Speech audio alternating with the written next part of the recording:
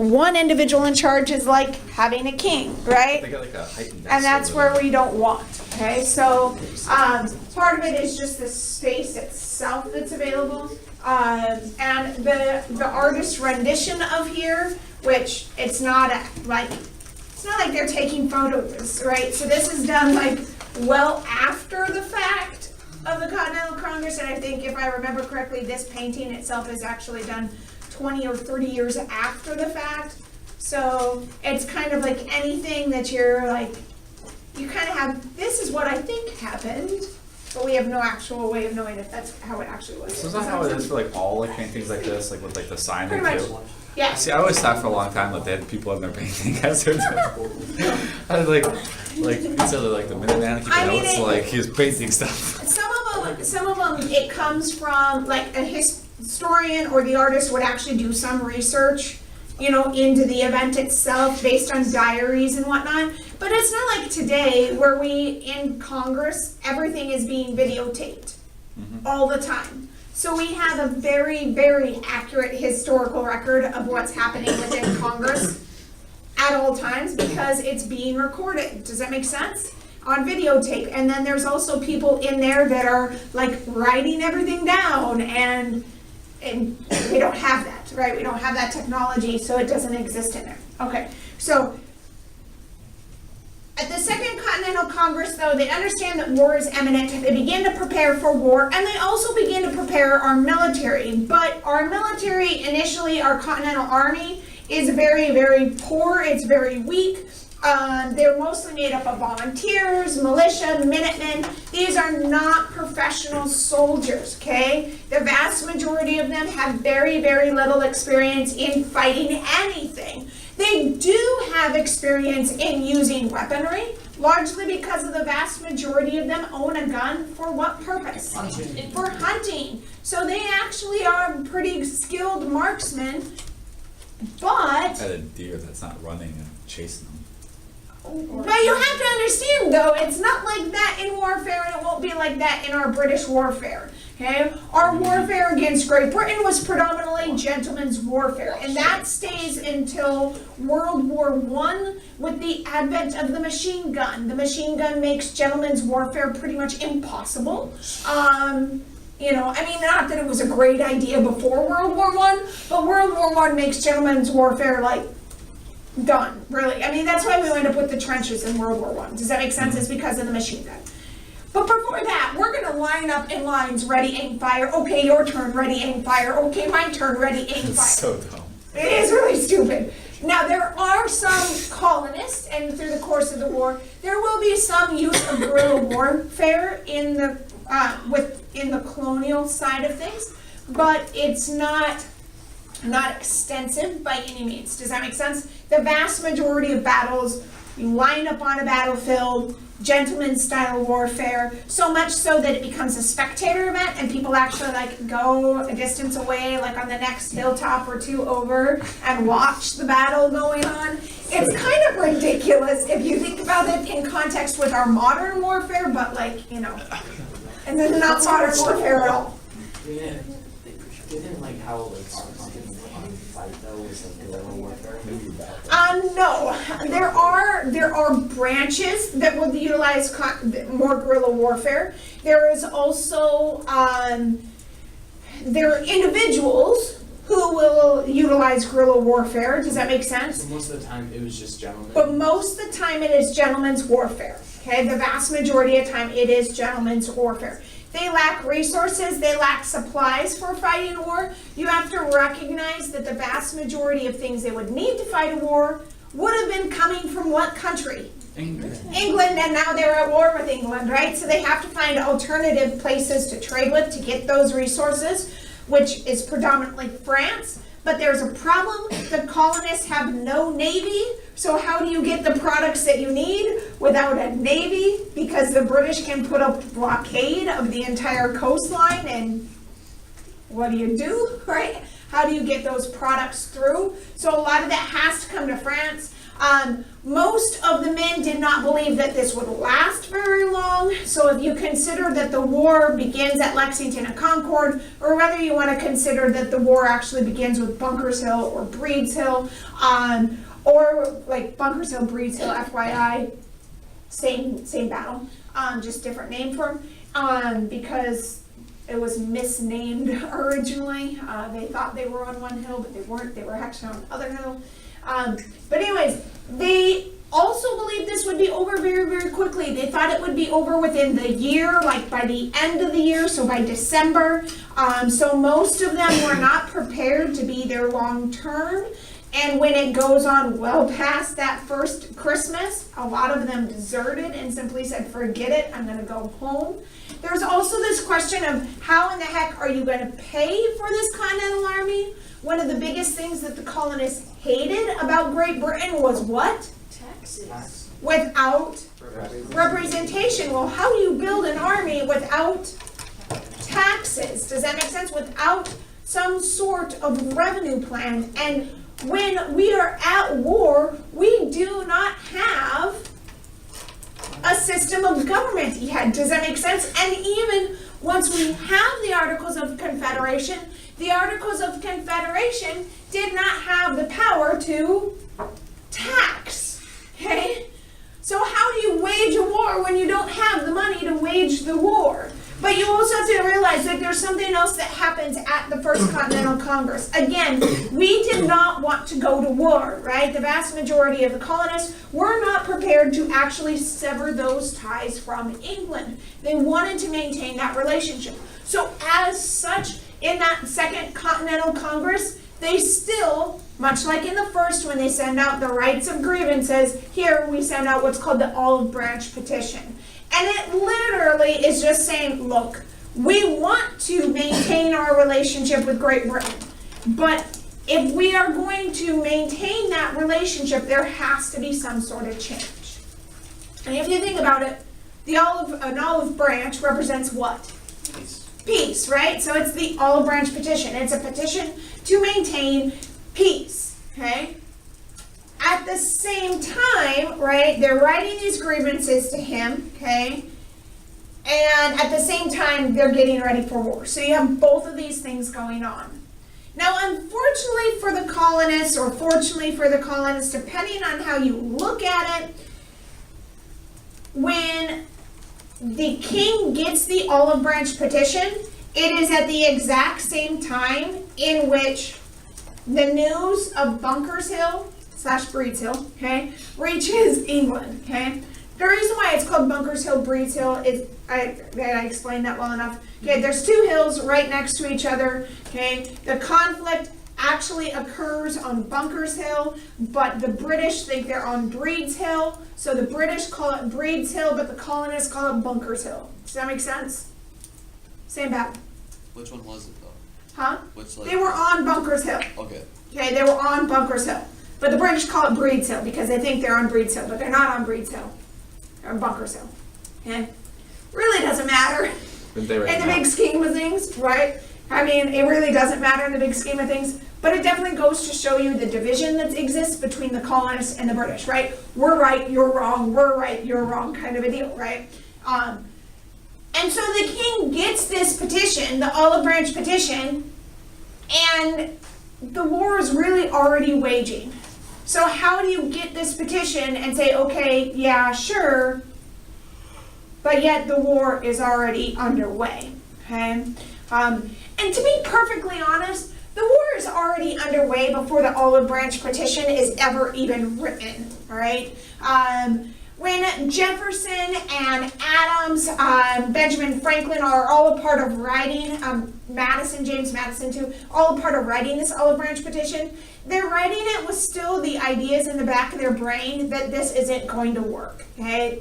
We're gonna try it, but we don't think it's gonna work. And as a direct result of Bunkers Hill, we see immediately following, we begin to write the Declaration of Independence, okay? Now, the other thing that happens in between the writing of the Declaration of Independence and the actual, or Bunkers Hill, is that Thomas Paine writes a pamphlet, okay, called Common Sense. And Thomas Paine prints over 10,000 initial copies of this. By the time the war actually begins, there have been over 100,000 copies spread throughout the colony. And what he argues in Common Sense is what? What does he argue, based on what you've read in your book so far? It's not natural to be part of England. Why is it unnatural? They're a little island and we're a big continent. Yeah, he says it makes absolutely no sense for an island to be ruling over a continent. And because it makes no sense, the only sense that can be made of all of this is for there to be separation.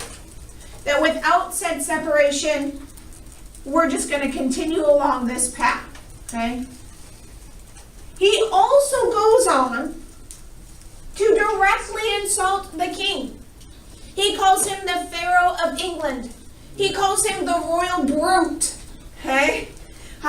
He says that the king himself, he talks about the king being like a smelly dude and all this other stuff, right? I mean, like, he is directly attacking the king of England. Now, had we not waged a successful war for revolution and independency, Thomas Paine would have been one of the first on the gallows for treason. But, you know, it doesn't really matter so much, I guess now, okay? As we prepare for war, and get ready for the process of war, we're not the only ones getting ready for the processes of war. England is getting prepared for war, and in their preparation, Germain, who is the Secretary of State under King George III at this point in time, he will hire and send to the colonists 20,000 Russian mercenaries and another 17,000 German Hessians. Again, both mercenary forces, right? These are not British regulars. They're hired guns to go and fight the war. In addition, he also assembles the British military to come over and fight in the war. So through the course of this very being of preparedness and of hiring these mercenaries and bringing them to the colonies, for Jefferson, he sees it as the final straw. There is going to be no reconciliation. And for Jefferson, it is the tipping point that leads him to writing the Declaration of Independence. Now, as he sits down to write the Declaration of Independence, he pens within this document, yes, these ideas of Enlightenment principles based on Locke, that all men are created equal, that they are endowed by their Creator with certain unalienable rights, that among these are life, liberty, and yes, he originally does say property. However, when he brings that to the Continental Congress, they say, ooh, property? What happens when we run out of property? It's in our independence. So they change it to the pursuit of happiness. So that we don't have to worry about property running out, right? And then above and beyond that, it goes on to say that the reason why governments exist are so that they can do what? To protect the people, and that governments are instituted amongst men for that purpose. And when governments overstep their bounds, it is the right of the people to overthrow that government. Does that make sense? Now, at the time, these are arguments that we say, hey, this is really important, right? Okay? And these are big ideas under that Enlightenment umbrella, but these are big ideas for us personally. Now later on, we will see these ideas come back up in American history, most specifically under the guise of the Civil War. Okay, when governments are no longer taking care of the people or doing what the will of the people is, then the people have the right to separate from that government. Right? And we see the southern states secede. So these ideas are not something that go away, but there's also these ideas in there about individual liberty, right? And about tyrants. And that the reason why we're breaking away is because George has become a tyrant. And then these ideas of taxation without representation are brought up, and a whole list of grievances as to why we must separate from the crown. So it's not one thing or two things, it is a very long and extensive list. And at the same time that we are providing those rights and arguing that we should have these rights, we have others that are being prevented from having those rights. Most notably, slave population, which will come to be an issue in writing the new code of laws.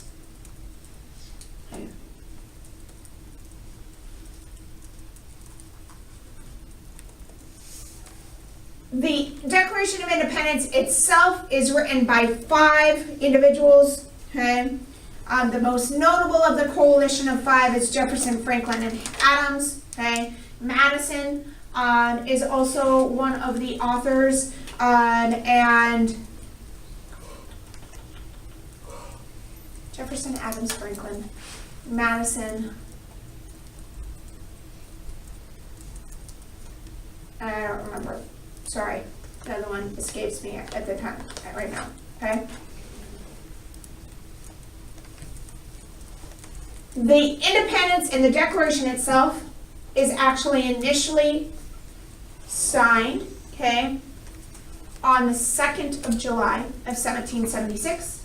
At the time, it's called Richard Henry Lee, that's the other dude, duh. Richard Henry Lee's resolution, okay?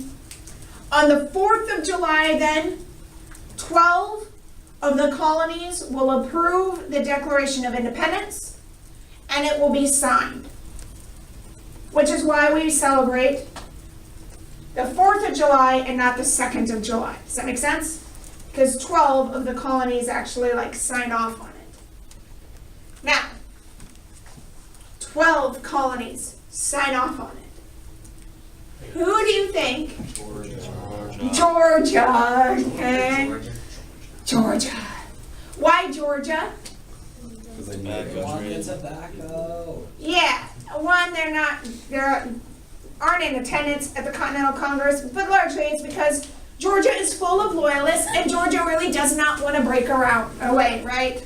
Because of the need for their economic sales through England. Okay. So when we look at it, we are still not quite the 13, okay? But war is at hand. Will Georgia eventually join us? Are they under his name? Georgia is still from conference. All right. They're not the states. See if this is going to work.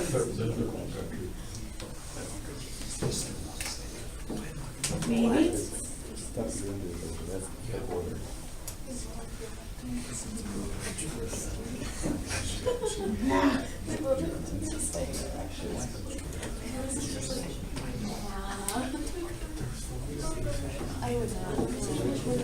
All right, I have to switch gears, and where I had it set up is not working, so just give me one moment here to switch.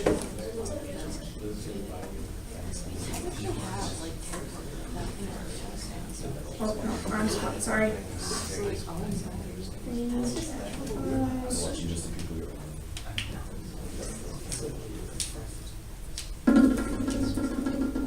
If I ruin this song for you so that every time you hear it on the radio, you hear it this way and not the way it's actually supposed to be sung, then I win Question? So did Britain use Georgia to like land troops, or Say that again? did Britain use Georgia? Like, was Georgia still with Britain when the war Yes. was going on? Yes, So they used Georgia as like a landing. yes. Okay.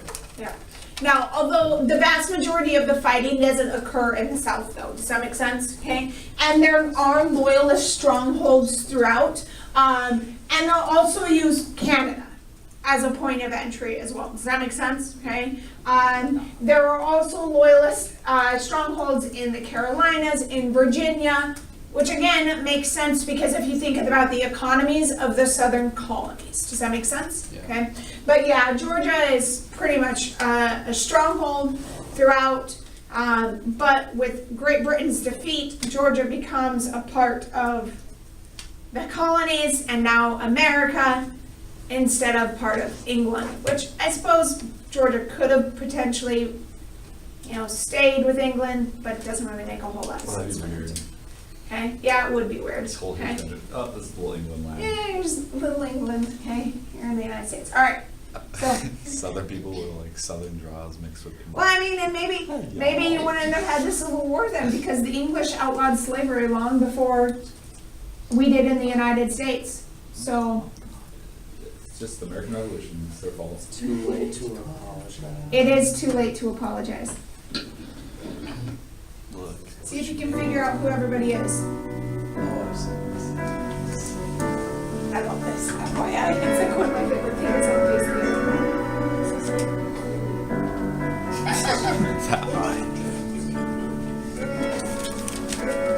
I have to stop this, because otherwise